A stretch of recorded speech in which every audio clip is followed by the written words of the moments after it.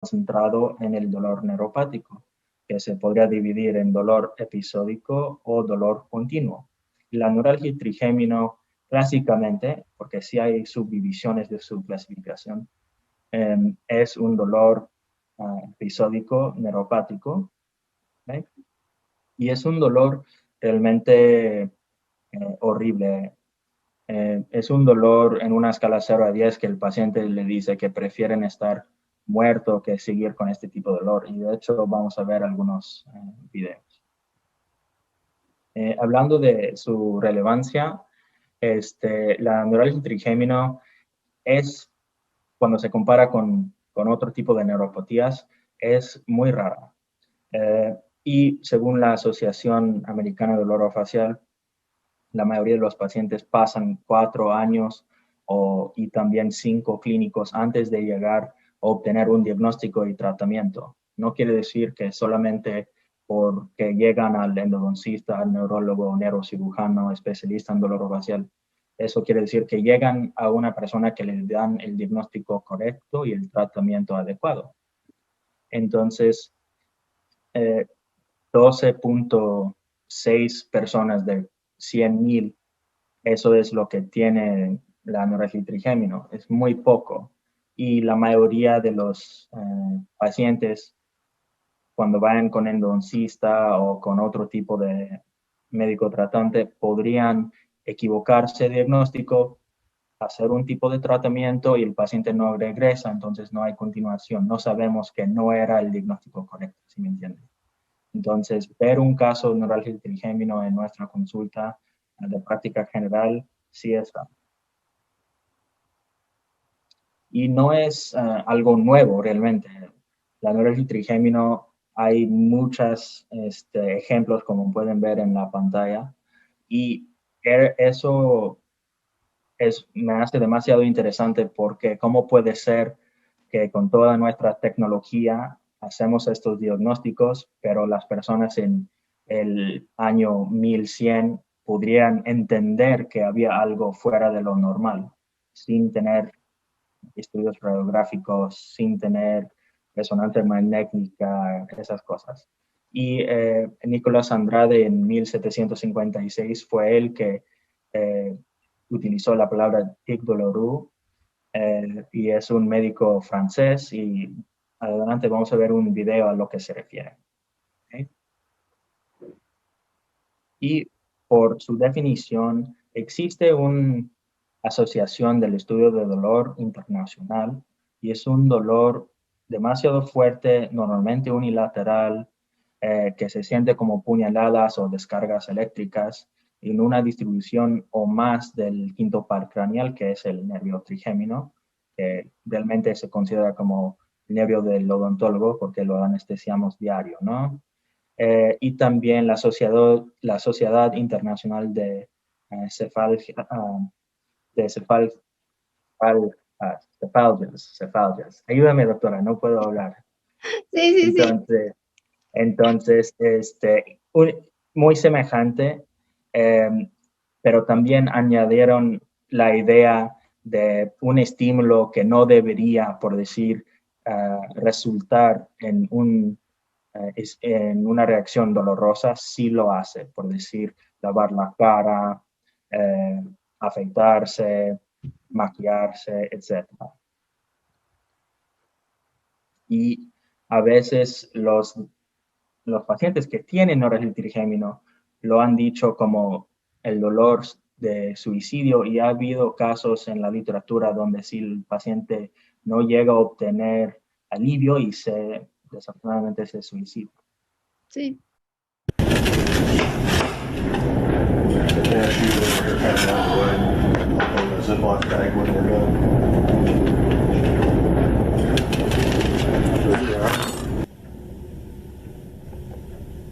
September of 2010 rolled around, and I was sitting at a dinner.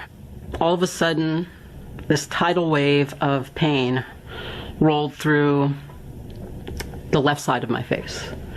And it rolled through for about, 15, 20, 25 seconds. And then it stopped for about 5 minutes. And then it rolled through again. And then about 2 weeks later, I was getting something out of the back of my car, and it came again. And I literally dropped everything that was in my hands. It was so intense. He said, that looks like something we would call tic de la rue. And I'd never heard of it. And right away, he actually found some information and showed it to me. So I went and started looking myself at what tic de la rue was. And I found out that it was called trigeminal neuralgia, and also called the suicide disease. And when I saw that it was called the suicide disease, it made me pause, because the first line I read was that 50% of people who have this disease or disorder kill themselves within 2 years. You thought about battery acid meeting car chargers, meeting a scorpion, all being released into what feels like your brain. The intensity is off the charts. If this is its track, and if this is its track record,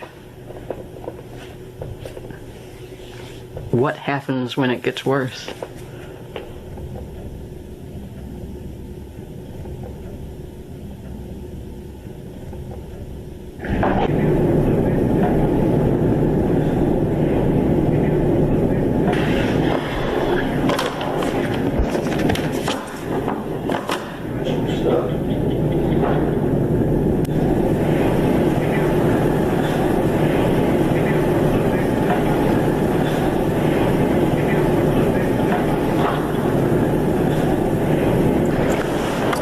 Philippians 13, I can do all things through Christ who strengthens me.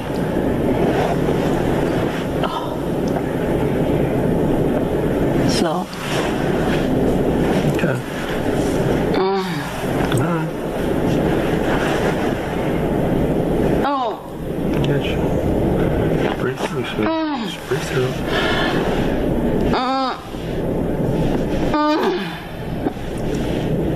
Okay, I got you. I got you.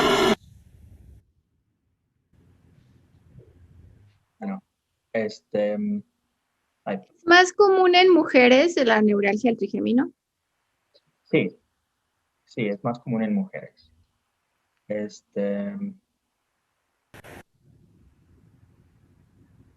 Pero sí, sí afecta a los hombres, pero sí tiene una tendencia a la mujer. Y realmente también tiene una tendencia a pacientes mayor de 50 años de edad. ¿Okay? No sé si se ve la diapositiva con apuntes o qué es lo que se ve, doctora. Se ve la diapositiva, ajá, con las apuntes. Sí, Parece- Ay, disculpe, no sé por qué tengo tanto. sí, no se preocupe. Mm.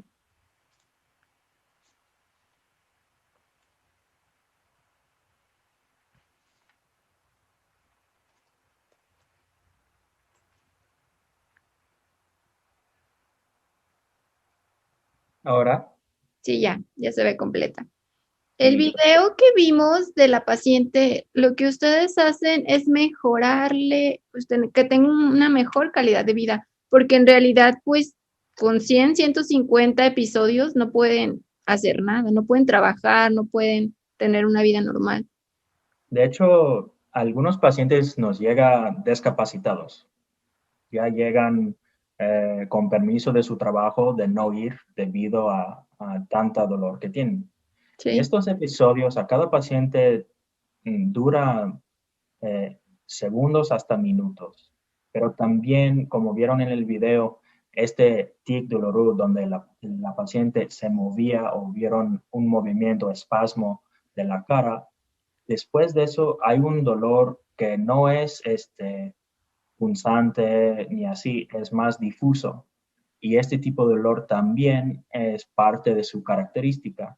Entonces, no es solamente la descarga eléctrica, también es el dolor después de eso. Entonces, aunque el paciente dice, no, son 5 segundos de esa descarga eléctrica, pero 150 veces al día el dolor después de esa descarga eléctrica, como usted acaba de mencionar, realmente no es vida. Realmente no es obtener una calidad de vida que una persona podría decir que es adecuado. Y sí, la idea es mejorar eso. Y sí hay pacientes que no tienen, desde que empiezan el tratamiento, que no tienen esos episodios. Pero ¿qué tal cuando regrese? Porque sí, desafortunadamente tiene la tendencia de regresarse después de un cierto tiempo. ¿Cuánto tiempo? ¿Quién sabe? Desafortunadamente cada persona es distinta. La descarga es en las 3 ramas, es nada más en una. ¿Cómo lo sienten los pacientes? Depende. Ahorita le digo, hay una esquema muy buena que vamos a ver que lo divide por porcentaje de lo más común, lo menos común, si es en una o dos. Lo más común es que sea en una, no el B1, digo en una rama. Y la mayoría son en el B2 o en el B3, la segunda o la tercera. Y Okay. sí pueden estar combinados. Y hay un razonamiento neurobiológico, por lo tanto, pero eso podríamos ver. Este tipo de dolor demoraliza al paciente, como vieron. Ella en ese video no tenía calidad de vida. Se considera con la neuralgia trigémino como el dolor neuropático más doloroso. Y cuando ustedes van a ver este tipo de paciente con su puro espejo, de poner el espejo en la boca, el paciente se va a mover, el paciente va a tratar de evitar tocarse la cara o cuando hay mucho viento, se cubren porque no quieren ni sentir eso por esa misma descarga que le den. Y lo que realmente quieren obtener es hacer lo básico de la vida, ¿no? Comer, poder cepillarse los dientes o el hombre afeitarse, ¿no? En esa foto que podemos ver que la mujer nomás poner un poco de maquillaje, pues en este momento le da este tipo de dolor. Ni puedo imaginar, gracias a Dios, que nosotros, usted y yo, doctora, no lo podemos sentir. Y demográficamente, como me acaba de preguntar, sí tiene una tendencia a la mujer, 90% de los casos después de la edad de 40. Y también existe otro tipo de estadísticas que dice 70% de pacientes después de la edad de 50. No hay predilección racial, entonces, para personas con pigmentación más oscuras, no tiene nada que ver en este sentido. El lado derecho más afectado, y parece que hay una tendencia genética, pero no hay algo que podríamos definir que es 100%. Cuando ya la neuralgia viene en una familia, por decir una mamá, después su hija, también hay que tener en mente otro tipo de síndromes o enfermedades, como enfermedades de esclerosis múltiple, cosas que ya están más establecidas de una herencia genética. Y hay una asociación, como le acabo de mencionar, de esclerosis múltiple y pacientes con hipertensión. Y la hipertensión tiene que ver con la etofisiopatología. Y como puede ver acá, la gran mayoría de esos pacientes, bueno, lo acabo de mencionar, 70% de esos pacientes después de 50 años de edad. Y la hipertensión tiene que ver porque eleva la presión y puede comprimir el nervio, ¿no? Exactamente, que bueno, sí, leo algo, ¿no? Estudió, ¿verdad? Sí. Wow, ok. Eso sería como el razonamiento, porque la arteria que comprime, de hecho lo vamos a ver adelante, que comprime, se supone que con más presión hay más presión de cada latido que le da al nervio y hay una compresión mayor y la mielina que enrede el nervio se podría dañar más. Okay. Eso es una clasificación de los tipos de neuralgia del trigémino. Como le decía, el tipo 1 se podría decir clásico, como neuralgia clásica. Y eso donde personas tienen descargas eléctricas, como le decía, cuando se pone su maquillaje, etc.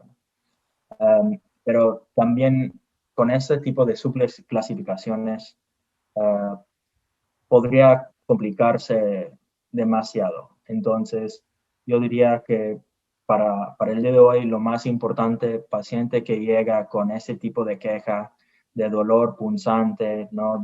En una escala 0 a 10 de 10, que prefieren ni salir de su casa, digo, bueno, pues estamos en pandemia, ¿verdad? Pero bueno, que quieren no quieren ni hablar, por decirlo así, que no responde a tratamiento odontológico, hay que sospechar algo distinto, algo diferente. Y este es, como le decía, del tipo 1 contra el tipo 2. También diariamente, como todo en medicina, ¿no? Las cosas van cambiando, las clasificaciones se van cambiando. En 2020 salió la clasificación internacional del orofacial a través de la Sociedad Internacional de Cefalgias y ellos también han modificado las clasificaciones un poco. Pero eso sirve, esa diapositiva me gusta demasiado porque sirve como lo más importante de los tipos, de los dos tipos principales. ¿Okay? Y la pato. Eso fue lo que acabamos de mencionar, ¿no? Esa arteria cerebral superior es la arteria más común, forma parte del círculo de Willis. También una arteria que es la arteria cerebral anterior inferior también podría comprimir el nervio, pero este es el más común. ¿Okay? También se puede comprimir por un tumor en el ángulo cerebropontino, se podría por otro tipo de malformación arteriovenosas, compresión ósea, o a veces no hay ningún dato patológico. Y eso de la compresión vascular es la más aceptada. Y eso, lo que tenemos que seguir la literatura, ¿verdad? Pero también han hecho estudios donde revisaron cadáveres y vieron que 50% de la población o los cadáveres que vieron que de la población general tienen compresión del nervio, pero no tienen síntomas de neuralgia. Entonces, ¿cómo puede ser exactamente? A veces hay más del juego que entendemos y por el día de hoy diría que la teoría más aceptada es esa, pero siempre hay más por investigar. Y por decir, en esta imagen se puede ver que no hay compresión vascular. Y acá, por la misma arteria, sí hay compresión. Y eso es un dato importante porque cuando vemos este tipo de paciente, aunque sea a nivel universitario o en práctica privada, siempre les mandamos a realizar una resonancia magnética. Este tipo de resonancia magnética les indicamos a los radiólogos que hacen cortes muy delgados a través del ángulo cerebropontino para revisar este tipo de compresión. Y también se puede mandar a hacer alguna con contraste, ¿no? De hecho, tiene que ser con contraste. Ah, ok. Tiene que ser con contraste, sí. Tienen que revisar, de hecho, cuando vemos los casos, les voy a mostrar más o menos cómo lo ordenamos. Y ahí viste del cerebro, del bulbo raquídeo, etcétera, con y sin contraste.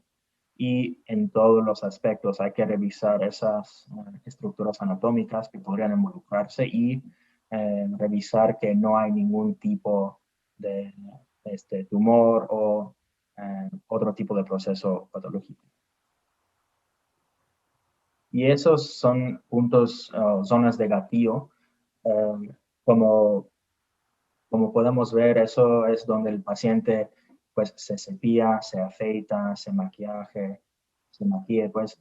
Entonces, esos son los lugares más importantes a revisar y también eso quiere decir revisión extraoral, no solamente revisión intraoral. A estar Entonces, tocando al paciente de esa zona. sí, exactamente. O se puede utilizar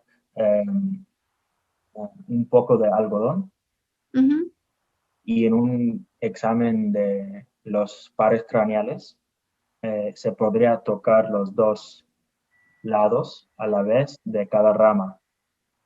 Ok. Y eso, utilizando al tocar de una manera muy suave, esos activan fibras distintas que fibras que deberían generar dolor, ¿no? Las fibras que deberían generar dolor son fibras A delta y fibras C, generalmente. Y las fibras A beta, esas son las fibras cuando una persona le toca de una manera muy suave, esas fibras no deberían mandar señales dolorosas, ¿verdad? Ujú. Entonces, tocar y revisar que la función de los nervios craneales, de los pares craneales, están intactos, se debería hacer de una manera muy exhaustiva cuando estamos pensando en una neuralgia trigémina. El paciente cuando le da la neuralgia es nada más de un lado, los dos lados. Se interna- Comúnmente, la gran mayoría es unilateral, la Mm, gran mayoría. Sí, ok.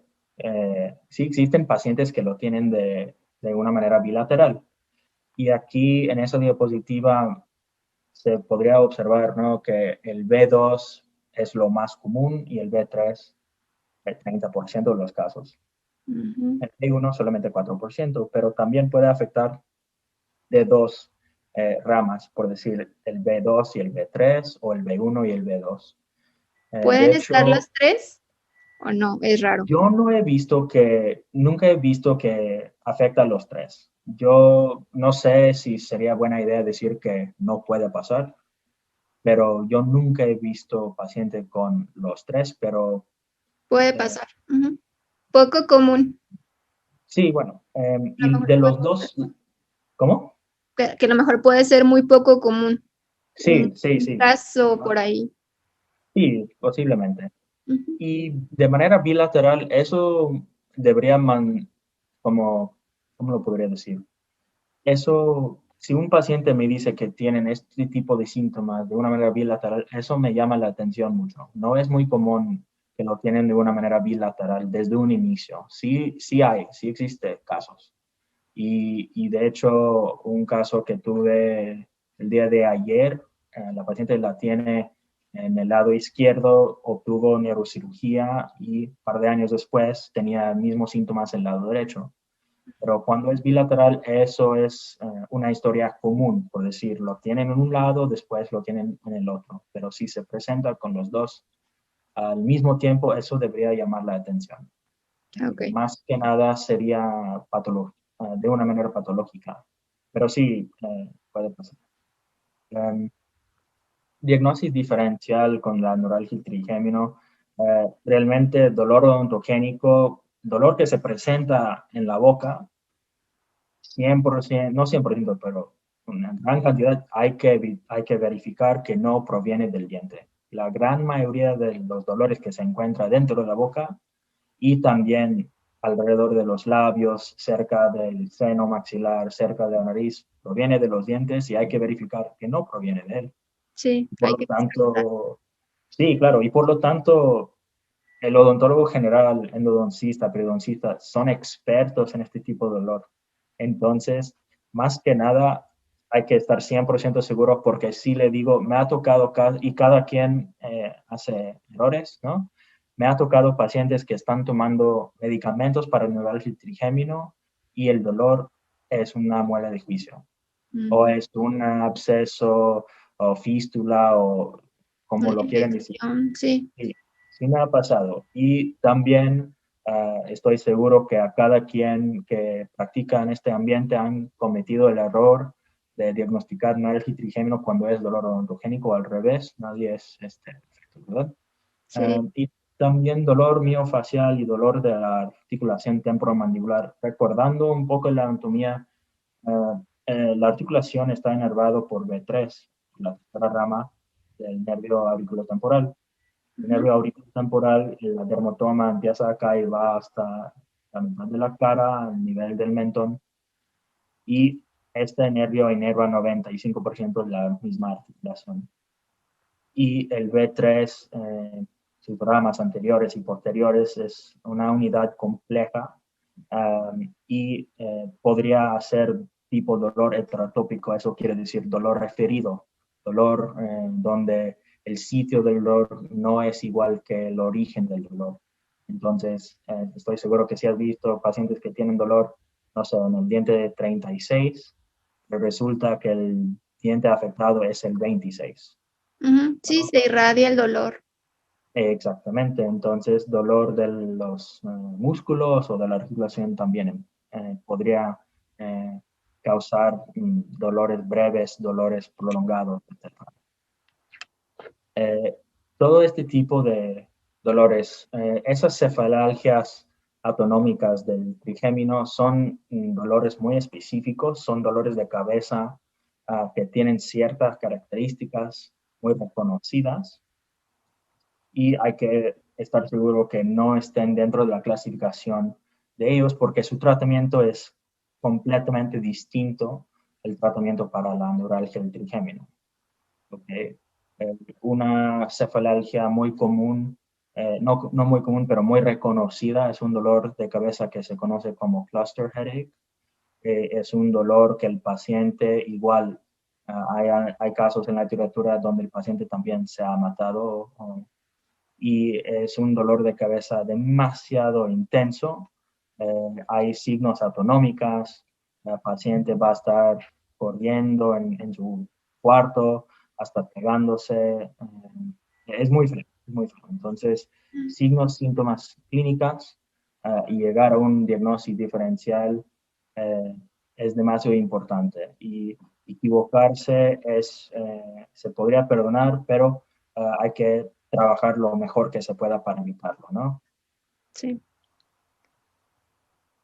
Y dolor facial idiopático, eso yo creo que sería lo más difícil de tratar, porque los signos, síntomas de él a veces no siguen este tipo de proceso de diagnóstico, por decir, no es un dolor punzante de duración corta, etcétera. Hay como descripción propiamente dicha, bien hecha. Y en este tipo de dolor idiopático a veces el dolor se cambia de sitio, no tiene ningún patrón entendible y los pacientes van de uno con un doctor, con el otro y a veces es lo más frustrante hasta para nosotros también. También migraña, arteritis temporal es una arteritis de células grandes, es muy interesante, pero se considera como una urgencia médica porque el paciente se presenta como si fuera un paciente para dolor miofacial, pero resulta que con este vasculitis podrían perder la visión, pero los síntomas iniciales tienden a ser muy leves, pero realmente son muy graves. La arteria temporal superficial que cursa una rama terminal del carótida externa, ¿verdad? Empieza el paciente a decir que tienen dolor en los músculos masticatorios, después de comer se sienten muy cansados y la arteria empieza a ser muy grande, notable, se puede palpar y va a decir que tiene un montón de dolor de cabeza. Entonces, esos serían como unos signos, síntomas clásicos de arteritis temporal. Nosotros como dentistas generales, nos compete tratar al paciente como de la parte que esté sano bucalmente, ¿no? No terceros molares, no infecciones. Y ya cuando llegamos a ese punto de descartar que no sea odontogénico, poderlo remitir con algún neurólogo, con cirujano maxilofacial. Sí, claro, claro. Cualquier persona que tiene adiestramiento, entrenamiento en eso, con toda la confianza. Yo diría que la persona que no quiere que se remite el paciente de este tipo cuando ya se descartó cualquier tipo de causante local, estaría mal, porque está bien que usted como dentista general descartó cualquier tipo de infección, tercer molar, etcétera, se lo deberían remitir con la persona que le dé la confianza. Entonces, neurología sería muy buena opción, cirugía maxilofacial sería muy buena opción. Depende de cada persona. Ok. Exactamente. Y también lo puede remitir directamente a neurocirugía o a su internista, con Sí, quien sea, con sí, quien se le porque aquí en dé. México no hay especialistas en dolor orofacial, por ejemplo. Todavía, pero estoy seguro que sí va a llegar próximamente porque eh, es parte del crecimiento de odontología en México. Sí. México es un Y en país, toda Latinoamérica. claro, y tienen la asociación, se conoce como ALDOTS, Asociación Latinoamérica en Dolor, si no me equivoco, no es orofacial, pero de trastornos temporomandibulares, etcétera, y ellos tienen personas en todas las partes de Latinoamérica. Si no me equivoco, todavía falta México, pero estoy seguro que va a llegar. Estamos Y en proceso. sí, exactamente. Esperemos que sí. Las modalidades del tratamiento, eh, primero hay que educar al paciente del diagnóstico que le estamos de dar o que le estamos dando, ¿no? El tratamiento de primera elección es tratamiento farmacológico, Ujú. pero también tratamiento quirúrgico. Lo digo así porque tratamiento farmacológico como primera elección, porque de todos modos, cuando vayan a cirugía van a ocupar tratamiento farmacológico. Entonces, mientras el paciente va a neurocirugía, pues ya empezamos el proceso y este tipo de proceso disminuye el tiempo de tratamiento para el paciente. De todos modos, cuando vayan a neurocirugía van a ocupar tratamiento farmacológico. Pero puede que nada más con la medicación tengan o tiene que ser a Sí, fuerza de cirugía. no, sí puede ser con tratamiento, puro tratamiento farmacológico. Sí existe y es una muy buena pregunta y si lo podría decir, es importante que el paciente entiende, como le digo, primero su diagnóstico, segundo los tipos de tratamiento, los riesgos, beneficios y alternativas, ¿no? Entonces, paciente de cierta manera podría tener o tiene el derecho de decidir dónde quieren ir. Muchos pacientes tienen miedo a la cirugía, no les gusta la idea de someterse a quirófano, etc. Lo que sí le digo es que los neurocirujanos tienen un montón de entrenamiento específicamente también con este tipo de cirugía y las intervenciones son mínimamente invasivas el día de hoy. No es como el día de ayer donde se tenía que abrir mucho tejido y cortar mucho, no, ya es mucho más ágil. Y a veces algunos cirujanos no quieren someter a todos los pacientes con neuralgia trigémino a quirófano, pero por lo menos que el paciente tiene evaluación, yo creo que sí se merece, pero 100%, digo, sí hay pacientes que no lo han hecho y sin problemas, pero sí van a necesitar utilizar el tratamiento farmacológico. Ujú. Okay. Pero también existe, eso es lo interesante, en cada paso hay controversia, ¿no? Porque si el paciente tiene tratamiento farmacológico, hay ideas que la neuralgia se podría regresarse o, por decirlo así, como dormirse, como no se le va a dar por un tiempo prolongado, pero nadie sabe exactamente cuándo inicia esas fases, nadie sabe cuándo se va a terminar esas fases y entonces la idea de dar tratamiento farmacológico, sostener el paciente sin dolor por un tiempo prolongado y después disminuir el tratamiento farmacológico, hay controversia. ¿Cuándo se hace? ¿Si se debería hacer? Si todos los pacientes merecen tratamiento quirúrgico, por decir, si tomamos una resonancia magnética y no hay compresión vascular, merecen neurocirugía. Pues hay literatura que dice que aunque no hay compresión vascular, de todos modos ayuda.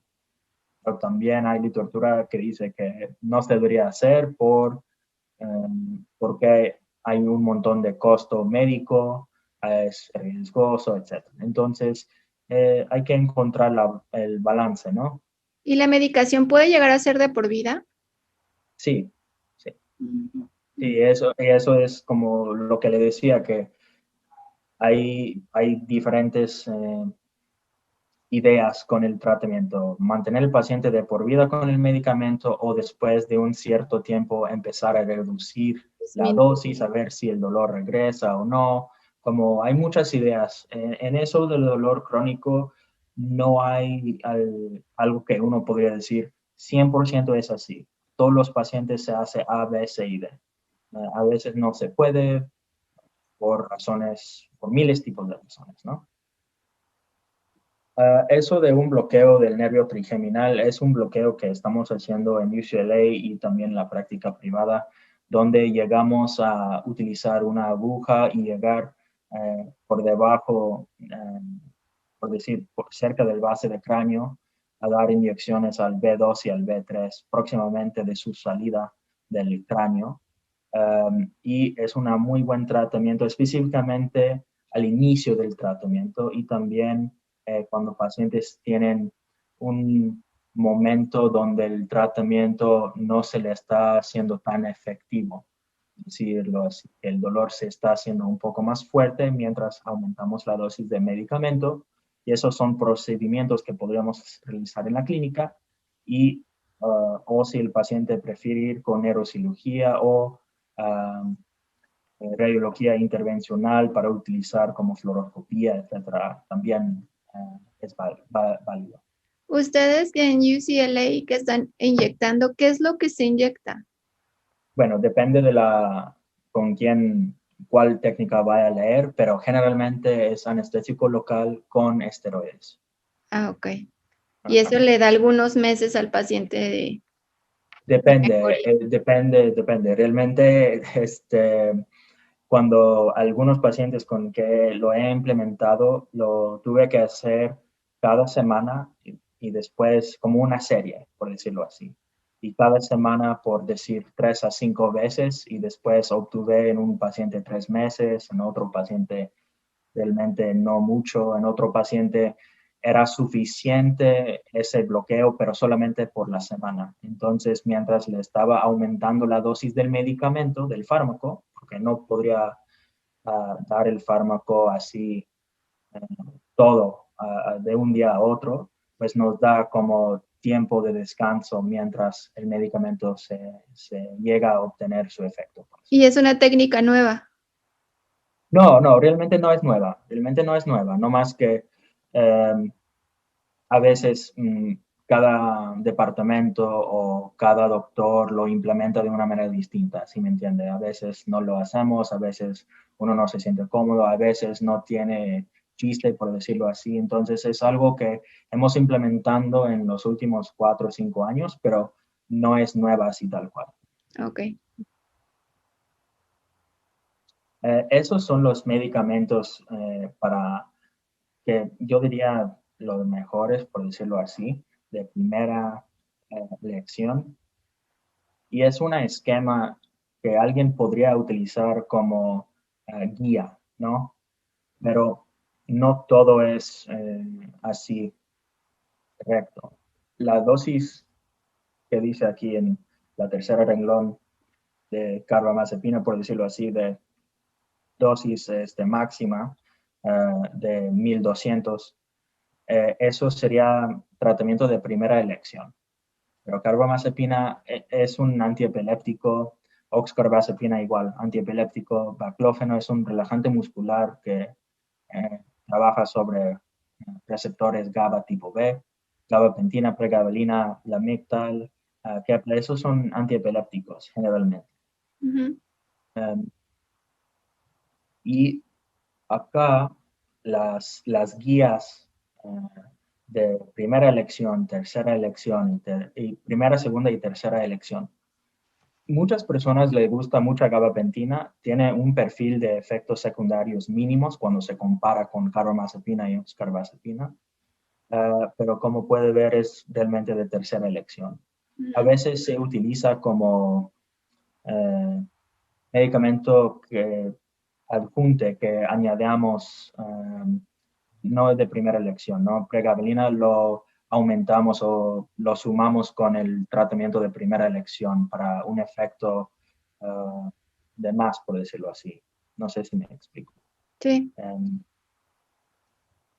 Pero también esos medicamentos tienen efectos secundarios, específicamente carbamazepina, la motrigina, que no está en la lista, pero efectos secundarios más que le dan más miedo a cualquier persona que receta este tipo de medicamento se conoce como síndrome de Stevens-Johnson.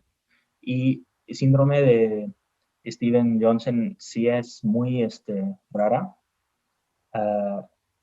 Al final de este punto dice TEN, eso es necrólisis epidémica tóxica. Realmente son, eh, ¿cómo se lo podría decir? Clínicamente son similares y esos son enfermedades o efectos secundarios como hipersensibilidad, alergias, por decirlo así, pero muy graves. La diferencia de Stevens-Johnson y la necrólisis epidémica tóxica, aunque son clínicamente similares, la diferencia es su distribución, ¿no? El síndrome de Stevens-Johnson afecta a menor de 10% del cuerpo y el TEN afecta más del 30%. Y son como máculas que se diseminan rápidamente en todo el cuerpo, forma ampollas epidémicas, necrosis, desprendimiento de este tipo de tejido epidérmica. Y el tratamiento es sintomático y realmente pone en riesgo la vida del paciente y se considera una urgencia médica de alta importancia. Sí, la medicación para este tipo de neuralgias tiene que ser por un especialista que ya revisó al paciente, que hizo una muy buena historia. No se medican así a la ligera. No, no, no, absolutamente no, no, no, no. Ahorita, cuando estuvimos hablando de gabapentina, ahorita gabapentina se está haciendo casi, casi como si fuera paracetamol, ¿sí me entiende? Siempre hay chistes sobre paracetamol, Sí, ¿no? Sí he visto memes mexicanas y todo tiene que ver con paracetamol. sí. Gabapentina se podría decir que se está haciendo así porque sus efectos secundarios cuando se aumenta la dosis poco a poco, los efectos secundarios son mínimos, no es hepatotóxico, sí puede dañar los riñones, pero no es muy común, digo, muy raro. Sí. Entonces, a veces empiezan así a la ligera con gabapentina, pero con carbamazepina, oxcarbazepina, lamotrigina, absolutamente no. Ahorita le voy a mostrar en algunas diapositivas cómo se debería hacerlo antes de recetarlo. Y también un factor genético lo quiero mencionar porque aunque tomamos, por decir, todos los pruebas de sangre del mundo, este tipo de prueba HLA, eso son signos antígenos leucocitarios humanos y exactamente el tipo B1502, eso es como una prueba que está asociado a los pacientes que eh, tienen una conexión de estar dispuesto a tener síndrome de Stevens-Johnson. Entonces, a todos los pacientes que le recetamos carbamazepina, oxcarbazepina, lamotrigina, le damos también en su prueba de sangre antes de iniciar el tratamiento farmacológico, añadamos este tipo de prueba de sangre para estar seguro. Tiene una tendencia los pacientes con HLA B1502 en pacientes asiáticas de descendencia china, pero el mundo hoy es internacional. Es a veces imposible distinguir una persona que el otro, porque la abuela, el abuelo, bisabuelo, quién sabe. Somos Entonces, mezclas. sí, sí, exactamente. Es un mundo internacional, así tal cual. Entonces, a todos los pacientes lo añadimos. Ujú. Okay. Le mencionaba unos casos y eso es un caso interesante a esa paciente. Su nombre no es dolor bastante, lo puse nomás dolor bastante, ¿no? Ok. Sí. Pero es una paciente que dice su queja principal es dolor en el diente 11. El diente 11 es el diente 23. Mm, No es el central, es el canino izquierdo, ¿ok? Porque en Estados Unidos se utiliza numeración distinta a la Federación Dental Internacional. ¿Ok? Entonces, el dolor empezó espontáneamente hace 28 meses y empezó en los dientes 14 y 15, que sigue siendo 36 y 37. mm, Después hicieron eh, eh, endodoncias sí. y el dolor seguía. Hicieron otra vez retratamiento, después apicectomía, después hicieron extracciones del 13, 14 y 15. Y esa paciente es una abogada, ella tiene 2 hijos, pero como mencionamos al principio, está en fase de que no puede trabajar, está discapacitada, de hecho. Ujú. No participa en actividades familiares. Lo bueno de este paciente es que sí tiene eh, apoyo de su familia. Y de todos modos, cuando dijeron que sí era posible de hacer tratamiento endodóntico en el diente 13, que es el 25, ella dijo, no, prefiero que me hagan todas las extracciones. Y es cuando se fue al fin. Después hicieron endodoncias del 24, retratamiento del 24, extracción de él, y después terminó en urgencias. Y acá podemos ver parte del tratamiento endodóntico, aunque no fue lo mejor. El dolor de esta paciente no ha, ¿cómo lo podría decir? No ha cambiado absolutamente nada después de todos esos tratamientos. Eso debería llamar la atención Claro. porque sí fue el diagnóstico correcto, aunque tendría dolor, el dolor podría cambiar. Si el dolor sigue exactamente igual después del tratamiento, hay que estar pensando un poco En más. otra cosa, ajá, que no mejore nada. Exactamente. Si hubiera una mejoría de 70%, 80%, ya podríamos estar más tranquilos. Pero si el dolor es exactamente igual o se empeora, hay que estar hay que estar buscando algo. Sí. Y considerando todas las veces, todas las consultas que la paciente obtuvo para este dolor específicamente. Es un listadón y eh, tardó tanto en llegar y perdió un montón de tiempo más que nada, ¿no? Y de dientes. Y de dientes, bueno, sí, y de dientes. Sí. Y en general hicieron todo este tipo de tratamiento para este tipo de dolor.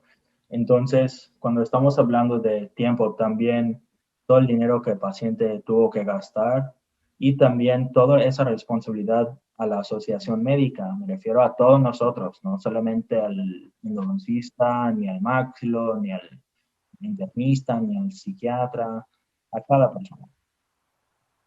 Sí. Y los medicamentos que está tomando para este dolor de dientes, ¿no? Este dolor odontogénico. Para esta queja principal está tomando eh, este tipo de listado, podríamos decir que descartamos todos los otros medicamentos para cualquier tipo de dolor distinto, menos el medicamento adecuado. Realmente, este tipo de listado incluye antidepresivos tricíclicos, inhibidores de reabsorción o de serotonina, norepinefrina, antidepresivos de otro tipo, antieméticos, y nada ha ayudado. Y este tipo de medicamentos a veces ayudan para otro tipo de dolor, pero no para la neuralgia.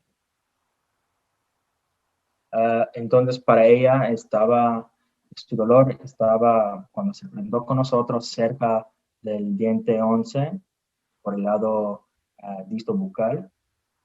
Y el dolor es de corta duración, 5 a 6 segundos. Su calidad es punzante, pero ella no refiere ningún componente eléctrico. Pero dice que tiene entre 100 y 120 episodios al día.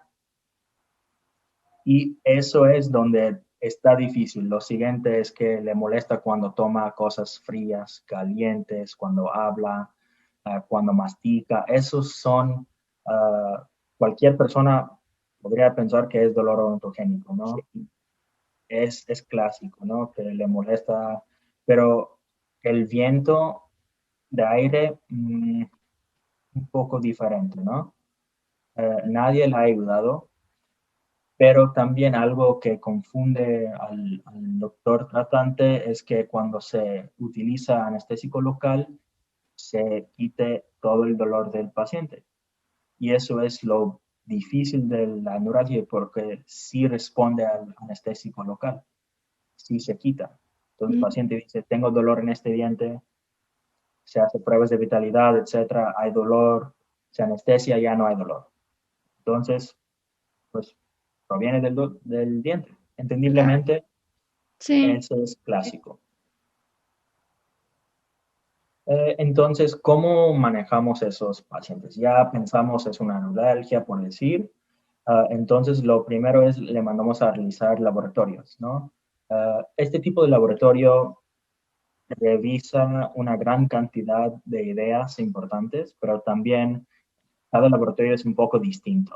Entonces, este panel metabólico, a veces un laboratorio no tienen, por decir, función hepática dentro de este tipo de panel. Hay que añadirlo. Función hepática, función renal, y también este antígeno que observamos, que vimos anteriormente, HLA-B1502, para descartar si el paciente tiene Genético. propensidad a síndrome de Stevens-Johnson. Y empezamos con carbamazepina. No empezamos con una dosis alta. La dosis máxima que utilizamos generalmente son 1200 y empezamos con 100 miligramos en la noche. Y cuando queremos aumentar la dosis, pues igual, no hay regla en el libro.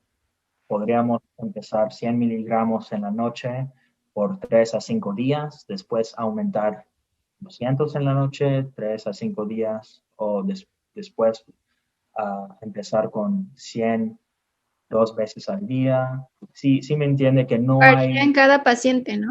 sí, exactamente, no hay como un esquema, Hay regla. protocolo, exactamente, no hay una regla así tal cual. Pero la idea es aumentar la dosis de una manera leve, no aumentarlo así 100 el día de hoy, 200 el día de mañana, 300 el día después, no, De no, no. poco a poquito. Exactamente, porque los efectos secundarios es un medicamento un poco difícil, entonces hay que ir leve.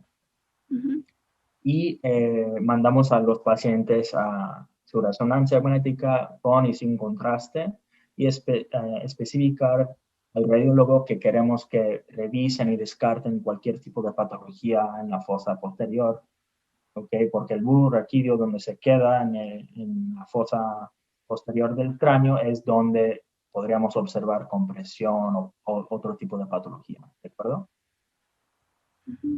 Entonces, a este paciente tenemos noticias buenas, noticias malas. Pues bueno es que no tiene dolor. Lo malo es que sí tiene una patología que mide 1.2 por 0.8 por 0.7 centímetros. Y en esas flechas es donde se observa ese tipo de patología dentro de la caverna de Merkel, donde se encuentra el nervio trigémino. Y cuando lo vemos de otro tipo de vista, eso ya hace el diagnóstico tipo 2, porque el tipo 2, aparte de sus síntomas clínicas, tipo 2 también quiere decir que es una neuralgia causada por algo. causada por decir, compresión vascular, causada por una patología. El tipo 1, aparte de sus características, eso también quiere decir que no hay ninguna patología que se podría observar.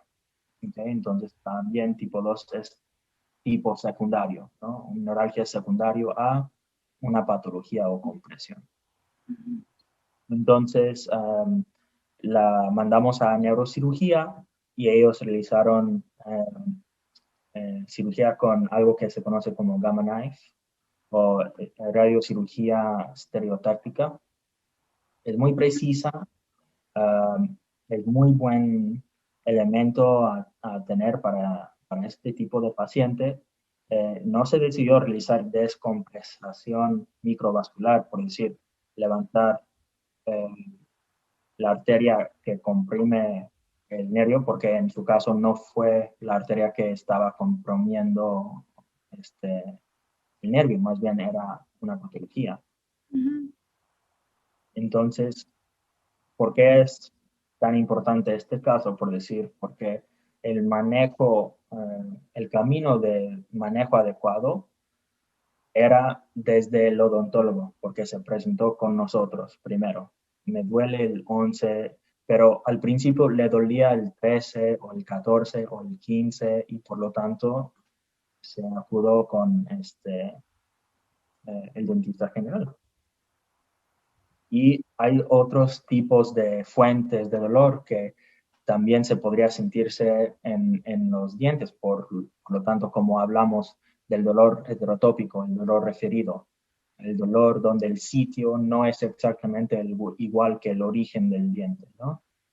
Como decimos del 36 que se refiere al 26. Podría pasar en cualquier lugar distinto en la cara, debido a la idea de que esas señales sensoriales, antes de que se llegan a ser percibidos, tienen que ir en su propio camino, pero esos caminos de la cara, cuello, se llegan a una estación, por decirlo así, como central, un núcleo subcaudal, un núcleo trigémino que todos tienen que ir ahí, hay una convergencia de esas señales. Y debido a esa convergencia podría haber un problema, como se cruzan, por decir, las fibras, por decirlo así, de esa manera, antes de que podrían ser percibidos en la corteza superior. Por lo tanto, el dolor heterotópico es muy importante descartar y entender. ¿Y cómo puede ser que esa paciente sigue con dolor en el diente 11? El diente 11 es el canino que se observa.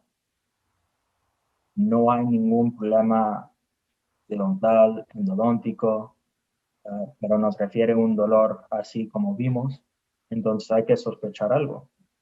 Sí, yo creo que los dentistas, igual que al endodoncista, cada quien está como que en su mundo y nos falta como que ver más integral al paciente, como que nos enfocamos de que es el nervio, es esto, son los dientes.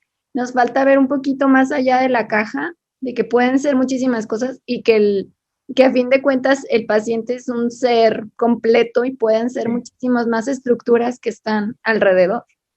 Exactamente, y eso es lo que le decía al principio, eso es como lo más difícil, porque tenemos tanto entrenamiento en el ligamento periodontal, en el antibiótico, etcétera, etcétera, y a veces nos encajonamos y no, a veces es importante abrir esa caja, ¿no?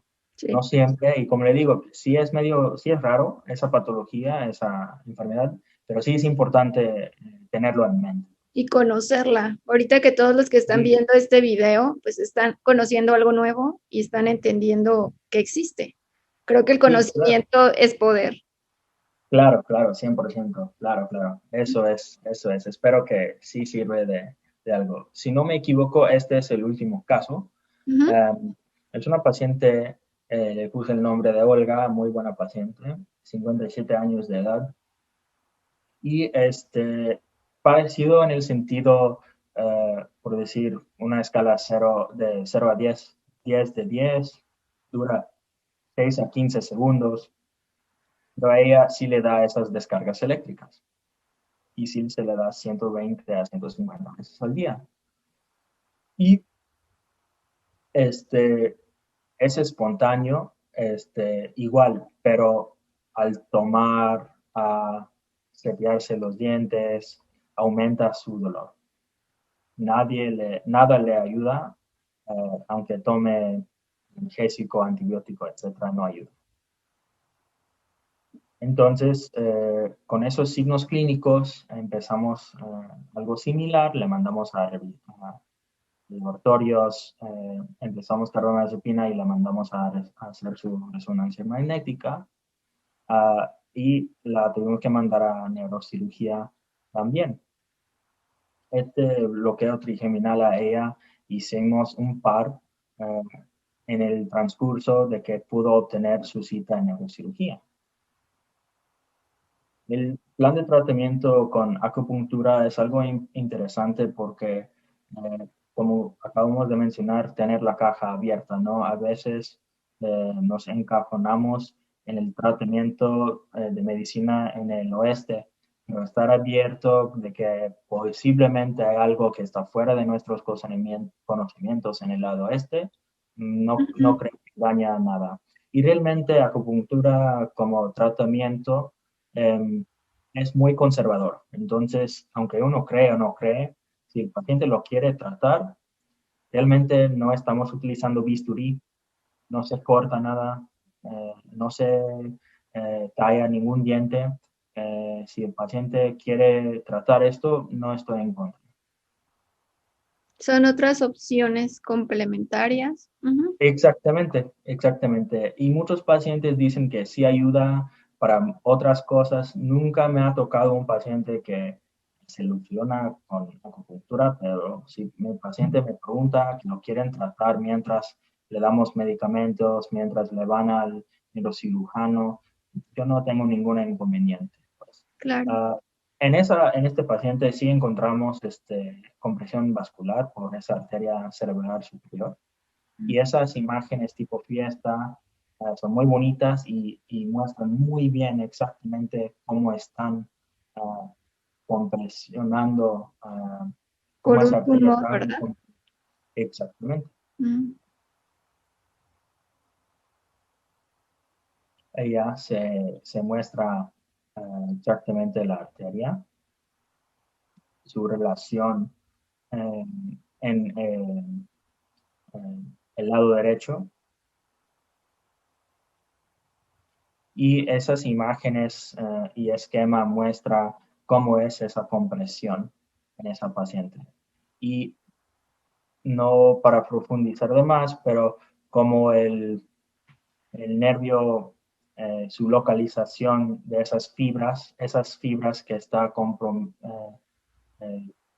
que están comprometidas por esa arteria, son exactamente las fibras que corresponden al sitio donde el paciente siente el dolor. Entonces, por eso esas fibras del B1 están en el otro lado, están a una distancia más larga de la arteria que están comprometiendo o compresionando, pues, al nervio, y por lo tanto no tanto se afecta al B1. Y en el lado izquierdo se ve, pues, bien. Entonces, esa paciente la mandamos a neurocirugía y eso es una decompresión microvascular.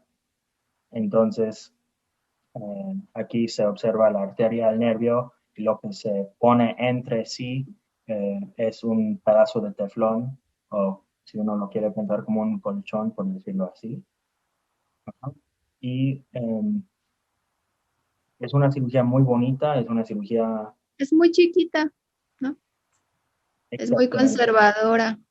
Entonces, como opción terapéutica, sí tiene utilidad, mucha utilidad, y he visto pacientes que obtuvieron 8 o 9 años sin tener molestias. Pero también he visto pacientes que después de 6 meses ya regresó el dolor. Entonces, no es siempre eh, ayuda como uno quisiera. Sí, pero ya esos pacientes, pues cuando ya hay algo físico que lo comprime como un tumor, pues no hay otra opción más que removerlo. Sí, claro. Hay ventajas, desventajas como todo, ¿no? Pero lo que sí quisiera compartir, eh, aparte de esas ventajas y desventajas, como todos lo pueden leer, es como lo que hemos hablado varias veces durante esa práctica, de tener la mente abierta, de estar en contacto con nuestros colegas, aunque sean médicos o colegas odontológicos, colegas endodoncistas, ortodoncistas, máxilos, etcétera, etcétera. Sí. Porque con más conversación, con más comunicación, yo creo que los pacientes van a obtener mejor resultado. Si nosotros tenemos un neurocirujano de confianza, un maxilo de confianza, un odontólogo endodoncista de confianza, es 1000 veces mejor, porque entender que a veces nos hace falta esa vista y se lo mando a usted, doctora, porque no sé, me dio esa práctica y pues, no sé, me abrió la mente a ver si usted puede encontrar algo. Sí, Oh, no. entender que la verdad no lo sabemos todo y que para eso hay especialistas y podemos hacer un buen equipo para darle el mejor tratamiento al paciente.